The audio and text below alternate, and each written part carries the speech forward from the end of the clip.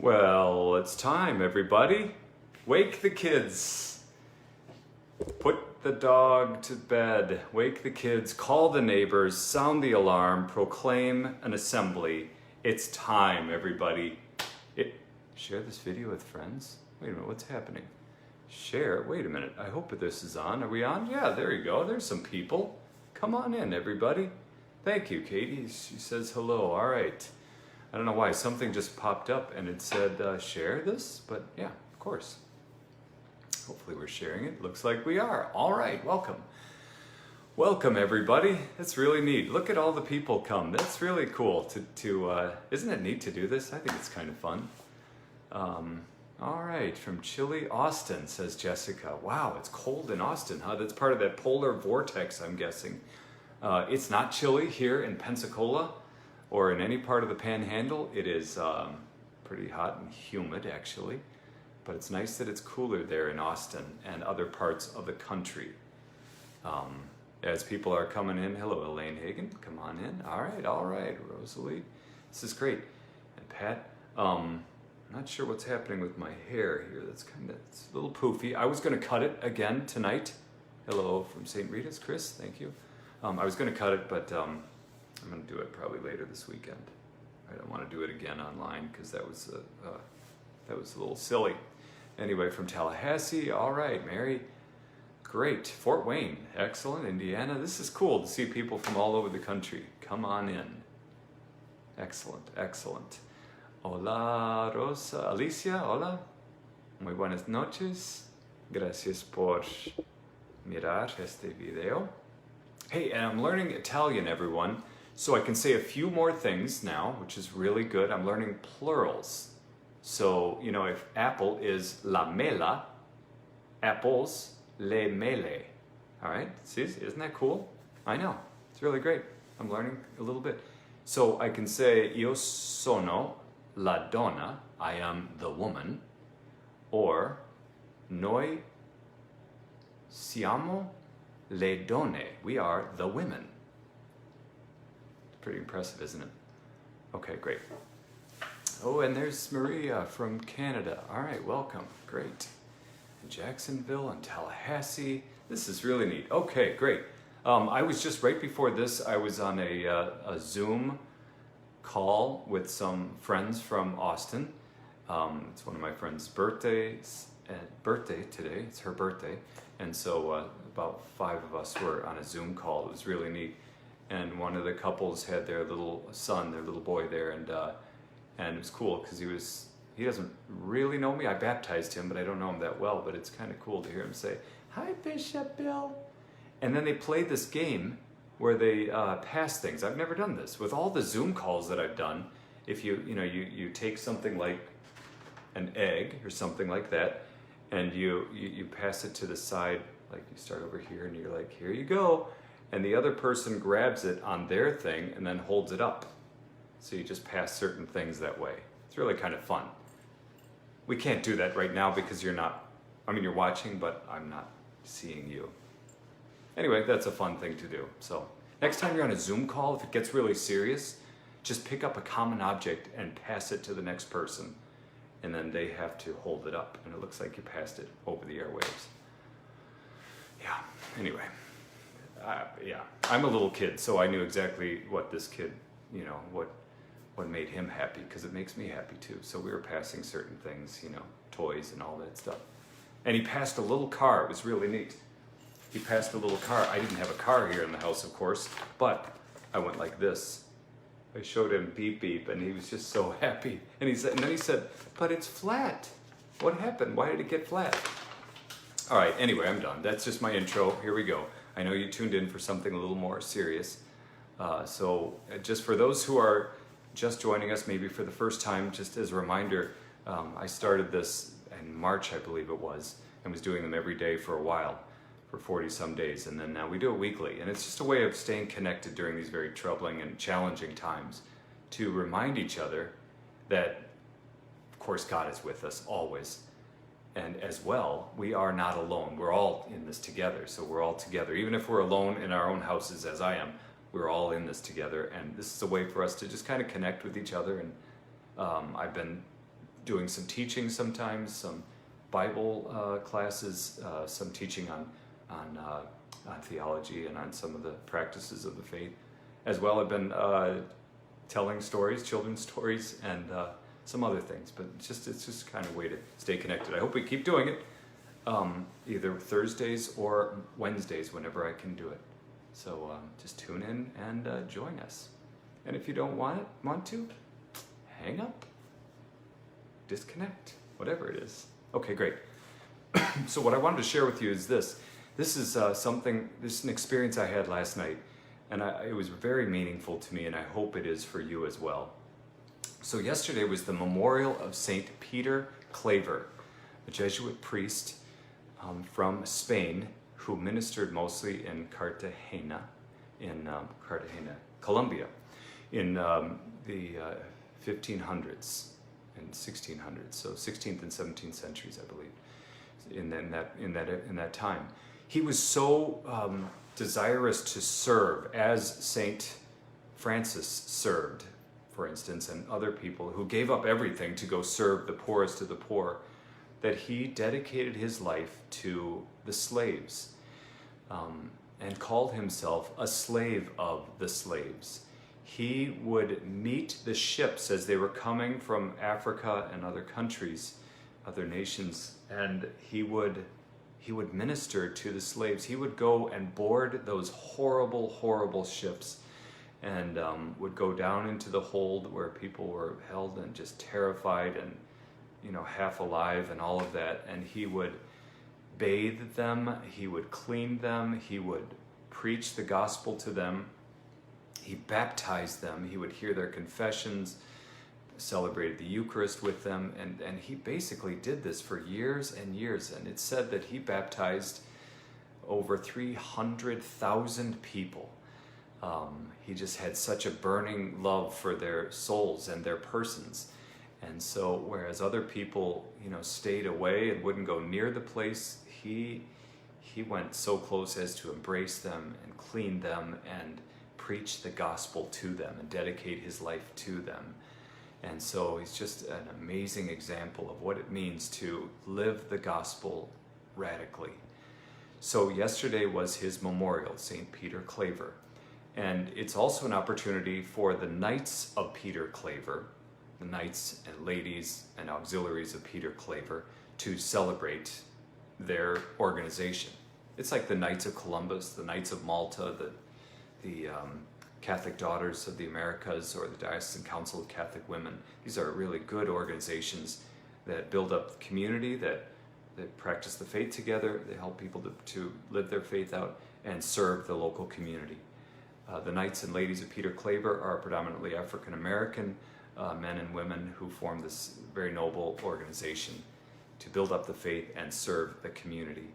And I found out yesterday that it's not just for Black Catholics. This was kind of a surprise for me because they invited me to join them, to be a member, to be a knight. I don't know if you know this, but I'm not Black. I said that to them and they laughed and they said, but that's all right. We want you to join. It'd be a privilege to have our bishop be a knight of Peter Claver. So I said, all right, one more thing. I can't go to more meetings. And they said, you don't have to. So I said, all right, great. So I'm going to be a knight of Peter Claver, which is really a great honor. Not only to join my brothers and sisters here in the diocese and nationwide, worldwide, but just to be to be a son of St. Peter Claver. That'll be really neat. So last night at the Mass, which was at Gulf Breeze, at St. Anne and Gulf Breeze, it was supposed to be in Chicago with Cardinal Supich presiding with maybe 1,500 or 2,000 people there, which is what they do every year. But instead it was a very humble Mass celebrated here with about 25 of us and a few more in the choir, maybe 30 people total. And it was live streamed to hundreds and hundreds and hundreds of people around the country and world. But there I was presiding. And more importantly, Bishop Martin Holley, a resident here of this diocese, a priest of this diocese, who then became Bishop Auxiliary in Washington, D.C. for many years, and then Bishop in Memphis, is now a retired bishop and lives here.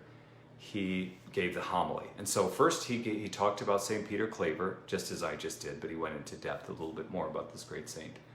And then he reminded us that he is a saint for all time, of course, as are all saints, but especially for this time.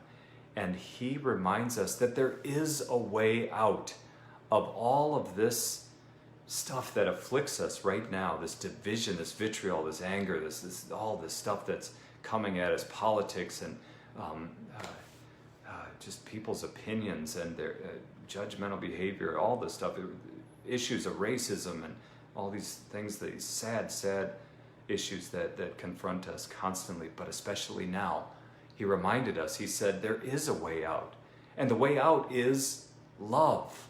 Just as St. Peter Claver spent his life attending to the poorest of the poor of the day, who poured out his life helping those who had lost all hope in order not only to take care of their bodies, their physical health, but especially to care for their soul, their spiritual health, their eternal soul, to ensure for them a place in heaven. It's just as he was preaching, I was getting fired up. I just thought, man, I felt like I'm ready to sign up. I'm ready to give my life for God. And I know you may think, well, you already did that. You're a priest, you're a bishop. But sometimes it feels like, we're just dealing with all this stuff as if that were the only thing that matters, as if that were anything that matters. These arguments, these divisions, and all this stuff. But it just occurred to me as he went on and on, as I was listening to his homily, even with tears in my eyes, that, this is what it's all about. It's about serving people. It's about laying down our lives. Now, I'm not minimizing the problems we face. They're not trivial. Some of them are very serious. Of course, the virus is, and sickness and other things. But it just occurred to me once again, listening to him at that Mass, that so much of what makes us so mad and keeps us up at night and drives us on, with these resentments, it just seems like straw, like fluff, compared to what is really important. And when we see a great saint like St. Peter Claver, or pick a saint, any of the saints, we see what they have done and the martyrs who laid down their life for God. I think it draws us back. It reminds us what is most important. The whole world may pass away, but it doesn't matter at all. What really matters is our faith and the way we're living it. And so Bishop Holley really focused on that, and he said the way out of all this is by loving our neighbor. That means loving people whose political opinion we don't hold, and people we think are lost, or they're on the wrong side of history or whatever. We must love them. We must go beyond ourselves, even to the point of laying down our life to serve them. And that's the way that you and I and our whole community, the church, the world, will get out of this conflicting, horrible mire. What do I want to say? This miasma, just this really difficult time that we're in, I think. So anyway, I pass that on to you because I mentioned that at the end in the announcements. I thanked my brother Martin for that homily and for that inspiring message, just reminding me and hopefully all of us what is really important. Not trivializing everything, because a lot of these things that afflict us are very serious and they need our attention, but just reminding us of what is most important. I hear Jesus doing the same thing in the Gospels as I read those. Again, he's not trivializing it. He says, yeah, you're so worried about Caesar. Give to Caesar what is Caesar's. But much more importantly, give to God what is God's. And then he said at one point, what would it profit you if you gained the whole world? Or to maybe change the words a little bit, what would it profit you if you finally got to prove you were right and everyone else is wrong? You're superior because you're right. What would that profit you if you did that and you lost your very soul in the process? It's something that really convicted me and has stayed with me, obviously, and will stay with me. I offer you that as just a way of giving you some hope in these troubling times, to know that, I keep saying this, God is with us. We know how it ends. We're not alone, but also there is a way out, and that way out is through loving our neighbor. Okay, that's really what I wanted to share with you tonight. I don't have a story, a beep story, although I think I can say I will do it next week. I will try to have one next week. I'm running out of ideas, so give me some comments, if you would, some thoughts. I'm thinking maybe Beep Beep gets in an accident or has an accident, but I want to make this kid friendly. I don't want kids to like have nightmares or anything, so maybe just a fender bender. Beep Beep gets new tires? I don't know. Help me out here. So that'd be great if you would. Okay. All right. That's all I got for you. That's all I have for you, but know that I am with you and that I keep you in my prayers. Please keep praying for me as well. And pray for my ministry, and pray for our diocese, pray for our priests and all who minister in our diocese. Pray for our teachers. I know a lot of you remind me to do that, so that's fantastic. Pray for them and the students. It's going fairly well. We've had, I think, really well. We've had 3 full weeks of classes. I think about 80% of our students are in our classes, in-person learning, and about 20 are participating online. We've had so far one teacher who tested positive. We're not sure how this teacher contracted the virus, but tested positive, and so quarantined with their whole classroom, not with them, but their whole class and this teacher quarantined for 2 weeks, and now they're all back.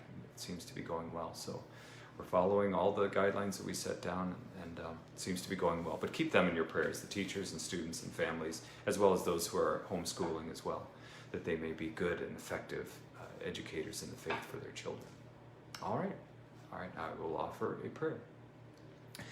Oh, good and gracious God, you have created us in your image and likeness. You hold all of us in your loving embrace. Guide us, protect us, lead us, be with us always, so that we may do your will every day. Help us to not only to love, but as Saint Therese of Lisieux said, help us to be love in the world, to embody love, to embrace it, to be love itself in our actions and in our words. Bless our world, especially those who are lost or lonely or confused or afraid tonight. Help us to know your peace and your love always. In the name of the Father, and of the Son, and of the Holy Spirit. Amen. All right. Have a great evening, a great night. Sleep well. God bless you. Bye.